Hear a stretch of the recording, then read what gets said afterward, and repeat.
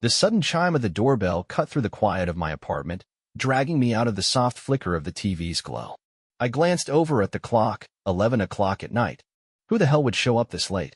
With a sigh, I peeled myself off the couch, heart thumping from a mix of nerves and plain old curiosity.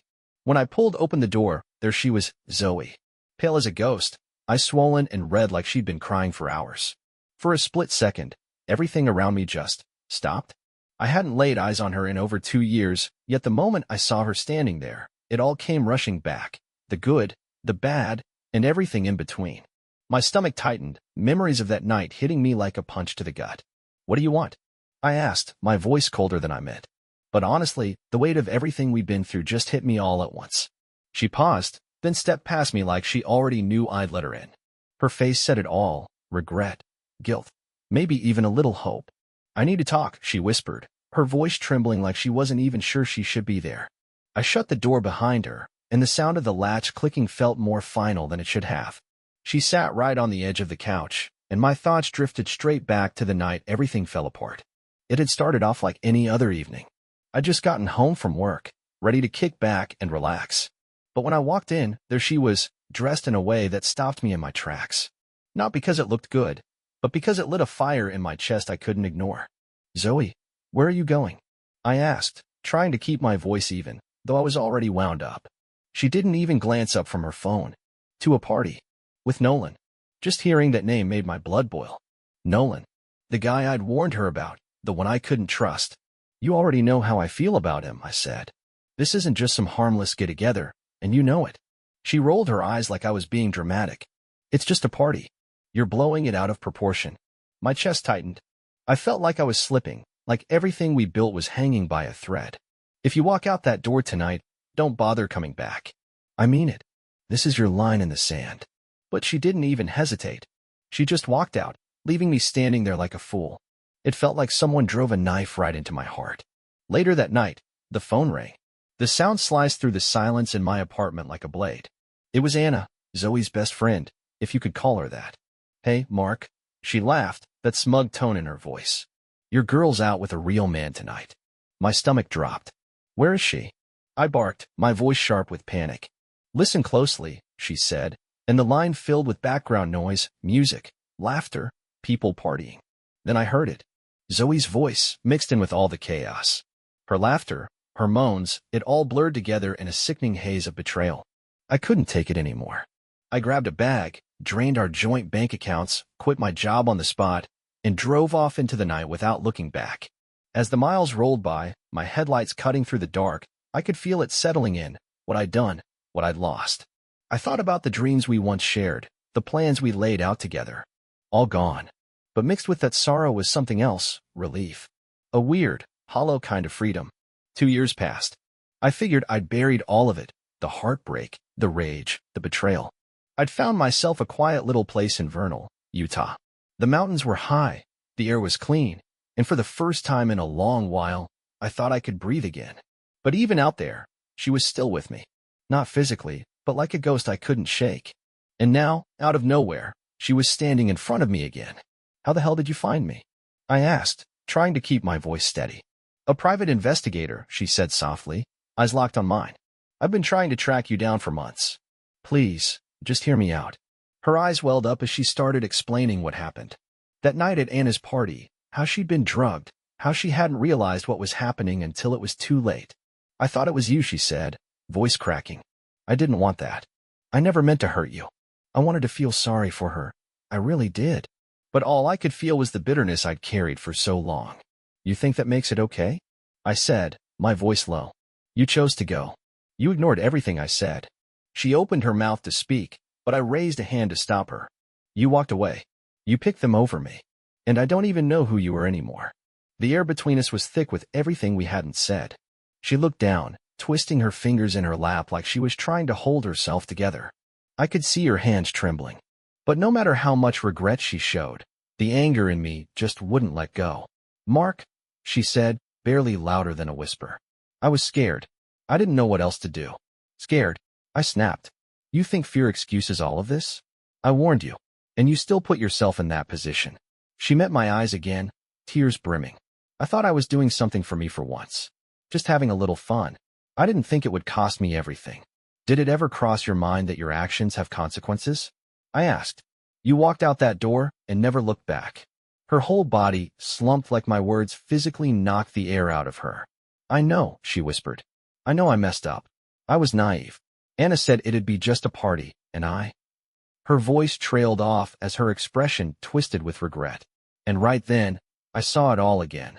The arguments, the eye rolls, how she always brushed off my concerns like they meant nothing. The night she walked out felt like the death knell of our marriage. I still couldn't shake the image of her turning her back on me. The click of that door closing echoing in my head like a funeral bell. After you left, I began, my voice a little steadier now as I dug up the memory that sealed everything for me. Anna called me. I paused, letting that sink in for a second. She mocked me, rubbed it in that you were off with Nolan. She wanted to make sure I knew you'd chosen them over me. I took a breath, the memory still bitter. I could hear you in the background, laughing, living it up, while I sat in that apartment, wondering what the hell I did wrong. Zoe flinched like my words physically stung. That's not what I meant to happen, Mark, she said softly. I never wanted to hurt you. But you did, I snapped, cutting through her apology. And you let it happen. You tossed everything we built aside for one reckless night. The room felt heavy, the weight of all those feelings we'd shoved down pressing in from every direction. I could sense something building in her, maybe regret, maybe anger, but I held firm. I wasn't going to back down now that we were finally here. You have any idea what it feels like to be betrayed by the one person you love most? I asked, my voice low but sharp. To have your whole life yanked out from under you by one decision you never saw coming. Tears welled up in her eyes. She opened her mouth to say something, but I stopped her before she could. Don't say anything unless it's going to undo the past. Because nothing you say can erase the choice you made. You left. You walked into that party and out of our life. I didn't know what was going to happen, she said, her voice breaking. I didn't know they'd drug me. I didn't know I'd be taken advantage of. There was desperation in her voice now, and I could see it written all over her face. Mark, I didn't know. Anna used me. I was blind to it until it was too late. That hit me hard. It was a tragic truth, sure, but that didn't make it easier to swallow. You think I don't care? You think I don't feel for you? I said, my voice calmer but still cold. But it doesn't change what happened. You made choices that got us here, and I don't know if I can ever forgive you for that. The silence between us felt like standing on a frozen lake, just waiting for the crack. She looked smaller now, like the fight in her had drained out completely. The strong woman who barged back into my life was now sitting there, lost in her own sorrow.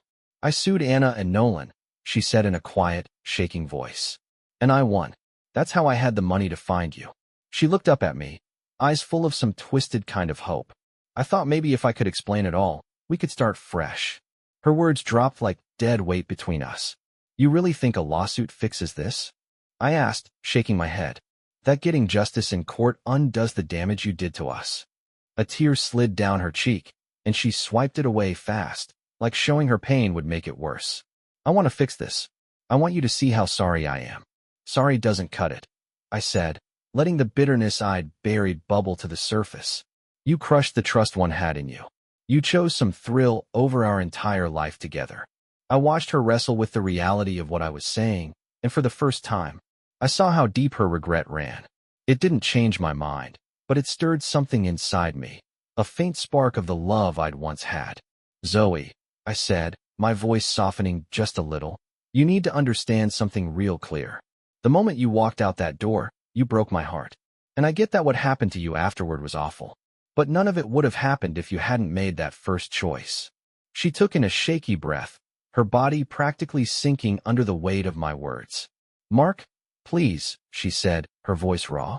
I don't want to lose you again. I've changed. I want to be better. But as she spoke, the final nail was already being hammered in. I knew in my gut, we weren't going back. Too much had been lost. The wounds ran too deep. What we once had was just that, a ghost of something that used to mean everything. I don't think you can fix it, I said, almost in a whisper. There was sadness in my words, but also a strange calm. You walked away, Zoe. And now we both have to live with what that really means. Her pleading echoed in the room, bouncing off the walls like it was trying to find a place to land. Her eyes were glassy, shimmering with pain and longing. Just then, Lucy walked in. She froze for a moment, taking in the tension in the room like she'd walked into a storm. "Mark." Zoe's voice jumped, sharp with urgency. "You don't get it. I didn't choose this. I thought I was with you that night. I didn't want any of it." Lucy's eyes moved between us, quiet but alert. She could tell something serious was happening. "What's going on?" she asked, her voice calm but laced with concern. "Zoe's trying to pull me back into the past," I said, my heart hammering in my chest. "But I can't just forget everything she did." "You don't know the full story," Zoe said, stepping closer, her voice shaking. "Mark, I've lived through hell since that night. I didn't know they'd do that to me. I thought I was safe. I thought I was with you. I couldn't hold it in anymore. Your choices brought you here, Zoe." I snapped. "You walked out. You chose that life. You didn't care what it would do to us." The air felt like it could catch fire at any second. Lucy stood beside me, tense, her hand finding mine and squeezing it tight. Zoe's face twisted, her desperation cracking into something close to anger. "I was stupid, okay? I thought I could handle it," she cried. But I didn't realize how deep Anna's trap really went. "Anna," I muttered, shaking my head in disbelief. Just hearing that name boiled my blood. "You knew exactly what you were walking into when you went to that party," I said, my voice tight with restrained anger. "This stopped being just about you the moment you walked out that door." Before Zoe could answer, Lucy stepped forward, her presence suddenly firm and unshakable. "Zoe," she said, with that fierce calm she always carried, "you don't get to rewrite the story. Mark has moved on. You need to accept that." I watched as something shifted in Zoe's expression. Her eyes went wide, and it was like she was just now realizing how far gone everything really was. "But I've changed," she said, her voice cracking. "I want to be better. I really thought. I thought we could rebuild something." Lucy's tone sharpened just a bit. "Mark's built a new life, one with peace and stability. You can't just show up and expect him to forget the pain you caused." Zoe's face twisted, caught in that space between rage and grief. "I didn't choose for any of this to happen," she cried. "You don't know the kind of trauma I've been through. I thought I was with you that night, Mark. I was so lost." And for a brief second, her voice hit something inside me, something buried deep. A flicker of sympathy rose up, but just as quickly, the bitter memories shoved it back down. "I can't let that go," I said flatly, even though my heart was thudding hard in my chest. "You walked away from everything we had. That choice comes with a price, Zoe." The room fell into silence. The air was so heavy it felt like we were all holding our breath. In that moment, I could feel it, this divide between us, carved out by years of pain and decisions we couldn't undo. It was too wide, too deep. No words were going to bridge that. She broke down, tears spilling freely, but I stood my ground. My heart ached, sure, but I wasn't backing down. "It's time to let go, Zoe," I said quietly. "We both have to move forward." I watched as the light dimmed in her eyes, the hope she'd been clinging to draining away, replaced by the cold reality of what we were now, strangers bound by a broken past. That moment was the end of it. Everything was out in the open, and nothing more could be said. The chance at fixing things was gone, and we were both left standing in the wreckage. When she finally turned and walked out, the apartment went still. The chaos of emotion that had just filled the room vanished, replaced by a silence that felt almost sacred. I leaned against the door after closing it behind her, my chest tight, heart pounding. The conversation I dreaded for 2 years was finally over, and what I felt was strange, a weird mix of emptiness and relief. "You okay?" Lucy asked gently, stepping in closer. I gave a small nod, even though the ache in my chest hadn't gone anywhere. "I think so," I said. "It's just hard to believe it's really over." Seeing her again brought everything back. She reached for my hand, and her grip was steady, warm, exactly what I needed in that moment. "You handled it, Mark. You faced her. You said what needed to be said. That takes guts." Her words meant more than she probably realized, but still, my mind lingered in the past. "I just wish it hadn't ended like that," I murmured. "I never wanted our marriage to fall apart." "I know," Lucy said, her voice soft. "But what's done is done. You can't rewrite the past. All you can do now is keep moving forward." We fell into a quiet, comfortable silence. Still, my head was swimming with memories. The good ones, the bad ones, the kind that creep up on you when the world slows down. I thought about the laughter we once shared, the future we planned. All of it now just ghosts in my mind. The next few days passed in a kind of blur. I kept myself busy, work, errands, long walks. But no matter what I did, Zoe's face kept flashing through my mind. Every time I shut my eyes, I saw her expression when she walked away. I saw the pain, the regret, the tears. And as much as I tried to focus on everything she'd done wrong, I couldn't ignore the fact that there had once been love there. Real love. One evening, I was sitting on the couch with Lucy, the weight of it all pressing down again. She noticed right away. She always did. She leaned in, rested her head gently on my shoulder. "You all right?" she asked. "Just thinking," I said. "About Zoe? And everything that could have been." Lucy sat up and looked at me, her voice firm but kind. "You can't keep carrying that, Mark. You've suffered enough. It's time to let that go." I nodded, taking in her words like a breath of fresh air. "I know. I want to move forward. I want to be free of it." "Then let's move forward together," she said, locking eyes with me. "Let's make new memories. Let's start over. You don't have to carry this weight alone anymore." There was something in her words that gave me strength. And for the first time in a long while, I actually believed I could start fresh. Days turned into weeks, and gradually, the memories of Zoe began to fade. I found joy again, laughing with Lucy, hiking through those quiet Utah trails, talking about the future instead of the past. Little by little, the grip of regret started to loosen, and I felt something close to peace creeping in. Then one afternoon, just as we were getting ready for a hike, my phone buzzed. It was a message from Zoe. My stomach tightened as I opened it, unsure of what I'd find. "Mark, I just wanted to say thank you. I know I hurt you, and I don't expect forgiveness. I'm starting over, too. I hope you find happiness. Goodbye." I stared at the screen for a while, letting her words sink in. I felt everything at once, sadness, relief, but most of all, closure. I showed Lucy the message, and she gave my hand a gentle squeeze. "That's a good thing," she said. "It means she's moving on. Just like you." I nodded, the weight on my shoulders feeling a little lighter. "Yeah," I said. "It feels like a final goodbye."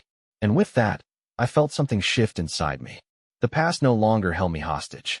The future was wide open, and for the first time in years, I was ready to step into it. I threw myself into this new life with Lucy, heart first.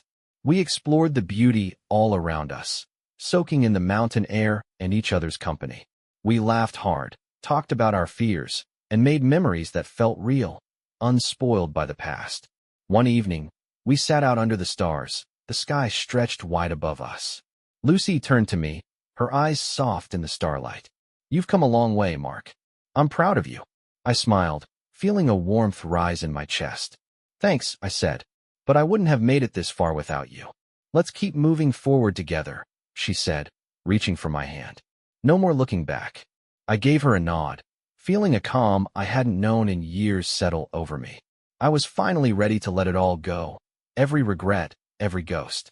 Looking up at that starry sky, I felt nothing but gratitude. I'd stared down the darkest parts of my past, and I hadn't just survived. I'd grown. My heart was open again, and for the first time in what felt like forever, I was free. Right then, wrapped in the comfort of someone who truly cared, I knew this was the start of something beautiful, a life no longer chained to betrayal, but full of hope. The next morning, sunlight poured through the windows while I made breakfast. The smell of coffee mixed with sizzling eggs, filling the apartment with warmth.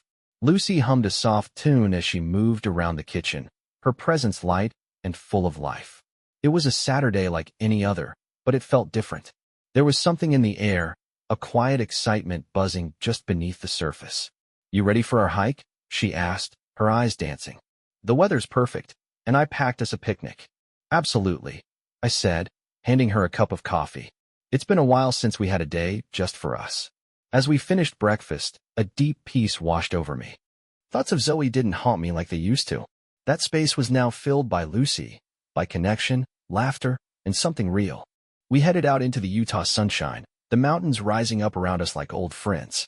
The air was crisp, filled with birdsong and the crunch of gravel beneath our boots. "This place is amazing," Lucy said, taking it all in. "I can't believe we haven't come here before." "I know," I replied, taking her hand.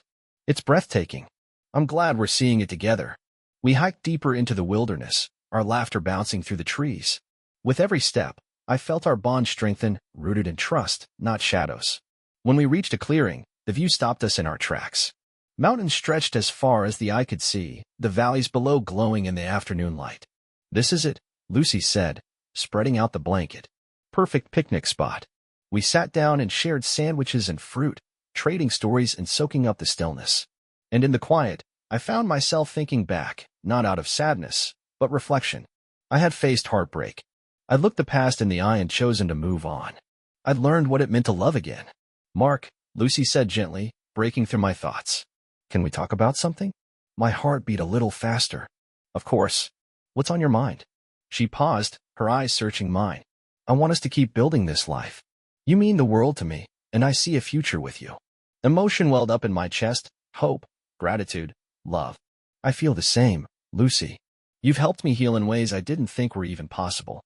She smiled, her eyes lighting up. "Then let's make a promise. No more living in the past. Let's keep moving forward together." I nodded, my voice steady. "I'm ready. Let's build something real, something that's ours." We packed up our things and made our way back down the trail, the sun warm on our backs and the air filled with the sound of leaves rustling gently in the breeze. With each step, I felt lighter. The pain, the regrets, they weren't gone, but they no longer controlled me. I wasn't the man broken by betrayal anymore. I was a man who had taken his life back. Later that evening, curled up on the couch as the sun dipped below the horizon, I turned to Lucy and smiled. "Thank you," I said softly, "for being patient, for sticking with me through it all." She gave me a playful shrug. "You're worth it, Mark. All of it." In that moment, I realized just how far I'd come. I wasn't haunted anymore. I wasn't angry. I felt whole again. As we sat there watching the sky turn gold and orange and purple, I knew deep in my bones I was right where I needed to be. With Lucy by my side, I was ready to write the next chapter, one filled with love, peace, and laughter. For the first time in a long while, the future didn't scare me. It felt wide open, full of promise, and completely mine. Lucy and I spent our days discovering new trails through the mountains, trying out local restaurants, and curling up on quiet evenings with nothing but each other. Life felt calm, genuine, and good. Still, every now and then, pieces of my past would creep in faint shadows at the edge of an otherwise sunny life. One afternoon, the sun was out and the breeze was light as we strolled through the park. And that's when I saw her. There, sitting alone on a bench, head down and still, was Zoe. My stomach tightened the second I recognized her. A swirl of emotions hit me all at once, confusion, sadness, and a sharp jab of old anger. Lucy noticed her too. She glanced at me gently. "Do you want to go say hello?" she asked, her voice soft, understanding my hesitation without needing an explanation. I took a long breath, torn between wanting to keep walking and needing to face the last piece of my past that hadn't quite let go. "I think I should," I said finally. "I need to close this chapter properly." She nodded with quiet support. "I'll be right here. Take your time." My heart was pounding as I approached the bench. Zoe looked up slowly, her eyes widening with surprise. "Mark," she said quietly, unsure. "Hey, Zoe," I replied, trying to keep my voice even. "Mind if I sit?" She nodded, motioning to the space next to her. Her face showed a mix of hesitation and fragile hope. "I didn't expect to see you here," she said. "Yeah, it's a beautiful day," I replied, offering a polite smile. "Have you been?" She looked down at her hands. "Just trying to find my way. It's been tough since everything that happened." "I get it," I said with a nod. Her words carried weight. "I've been working on myself," she continued, lifting her eyes to mine, shimmering with tears. "I know I can't take back what happened, but I've wanted to tell you this face to face. I'm sorry, Mark. For everything." The sincerity in her voice hit me somewhere deep. But the pain, even dulled by time, still lingered. "I appreciate that," I said, keeping my tone steady. "But what happened? It changed everything. That kind of hurt doesn't just vanish." "I know," she whispered, her voice breaking. "I don't expect forgiveness. I just didn't want to keep living under the weight of what I did." There was something raw and real in her words that made me pause. I felt a flicker of compassion, not for who she had been, but for who she was trying to become. "You're walking your own road now," I told her, "and I truly hope you find peace. But I've moved on. I can't go back to what we were." "I understand," she said softly, wiping away a tear. "I still think about you. I regret everything." The air between us grew heavy again, filled with the echoes of something that once had meaning, something that was gone now. "It was beautiful, what we had," I said, the words catching in my throat. "But not everything beautiful lasts." She nodded slowly, eyes cast down. I wish I could go back. I wish I could change it all. I do too, I admitted. But we can't. We both have to move forward. She took a deep breath, the kind people take when they're letting go. I guess this is goodbye then. I'll always care about you, Zoe, I said. And I'll always care about you, she replied, her voice full of emotion. Thank you for sitting with me. I stood slowly, the weight in my chest lighter than I'd expected. The past, it's a part of my story, I said quietly. But it doesn't define who I am anymore. I hope you find happiness, truly. And I hope the same for you, she said, barely above a whisper. I turned and walked back toward Lucy, who was waiting with a soft smile and eyes full of care. How did it go? She asked. It felt good, I said honestly. Like I finally said goodbye for real. We've both moved on. And that's okay. She reached for my hand, giving it a gentle squeeze. I'm proud of you, she said. You faced your past. That takes courage. As we walked away from the park, side by side, I felt something settle deep inside me, a sense of closure I hadn't known I still needed. I'd faced Zoe one final time, and now we could both move forward, separate but whole. In that quiet moment, holding Lucy's hand, I realized just how ready I was to fully live the life we were building together. No ghosts, no regrets. Just us, and the road ahead. Together, Lucy and I started building something brand new, something real. We made new memories, went on new adventures, and shared a kind of love that lived in the open, untouched by the shadows of betrayal. And as we walked hand in hand toward whatever came next, I felt a peace settle inside me, a kind of peace I hadn't felt in years. It was the final goodbye to my past, and a warm hello to the life I was finally ready to live. The days rolled into weeks, and autumn arrived, painting the world around us in gold and amber. With every falling leaf, I felt more alive, more grounded. Lucy and I kept growing, exploring not just the world, but each other. We nurtured the bond we'd built from the ashes of what came before. One evening, the sky burned orange as the sun dipped behind the mountains. I sat on the porch of our little apartment, watching the leaves dance in the breeze. A quiet sense of gratitude settled in. Lucy joined me, slipping into the seat beside mine. What are you thinking about? She asked, her voice soft and warm. How different life feels now, I said, glancing over at her. I used to feel like I was carrying the weight of everything that happened. But now, it's like the fog finally lifted. She smiled, her eyes catching the last bit of sunlight. I'm glad, Mark. You deserve to feel free again. I turned to her, my voice full of sincerity. Thanks for being here. I couldn't have moved forward without you. She reached for my hand and laced her fingers with mine. We're in this together. That's all that matters. As the season moved on, so did we, making plans for the future. We talked about traveling, seeing the world together, and even starting a family one day. Every conversation brought us closer. One weekend, we packed up and headed to the mountains for a little getaway, just us in the wilderness. We set up camp under a sky so blue it felt unreal. The excitement between us was contagious. I can't wait to see the stars tonight, Lucy said, her face lit with joy. They say it's incredible out here. Oh, just wait, I said with a grin. There's nothing like being far away from the city lights. It's pure magic. We spent the day hiking, laughing, and breathing in the mountain air. That night, we sat by the fire, its glow warming our faces as the sky darkened and the first stars began to shine. We roasted marshmallows, swapped stories, and just enjoyed the quiet. And in that stillness, something clicked inside me. That was the moment I truly understood the power of starting over. I'd stared down the darkest parts of my life, and now I was living in the light. Lucy leaned into me, her head resting gently on my shoulder. Mark, she whispered, I'm so thankful for this. For you. For us. Me too, I said, looking up at the stars above. This feels exactly like where I'm supposed to be. I realized then how far I'd come. The scars of my past were still there, but they didn't define me anymore. They were reminders, not of pain, but of strength. As the fire crackled beside us, Lucy shifted slightly, meeting my eyes. Can I ask you something? She said, her tone gentle but serious. Of course. What do you see when you picture our future? I paused for a second, letting the question sink in. Then I answered with my heart. I see us, building a life full of adventure and laughter. I see love, real love. I want to grow with you, face life together, and yeah, maybe even start a family someday. Her eyes sparkled, brimming with emotion. That sounds perfect, Mark. I want all of that too. I leaned in, smiling. Then let's do it. Let's make it real. Together. Beneath the blanket of stars, wrapped in the comfort of her arms, I felt something I hadn't felt in a long time, a hope. The pain from my past didn't own me anymore.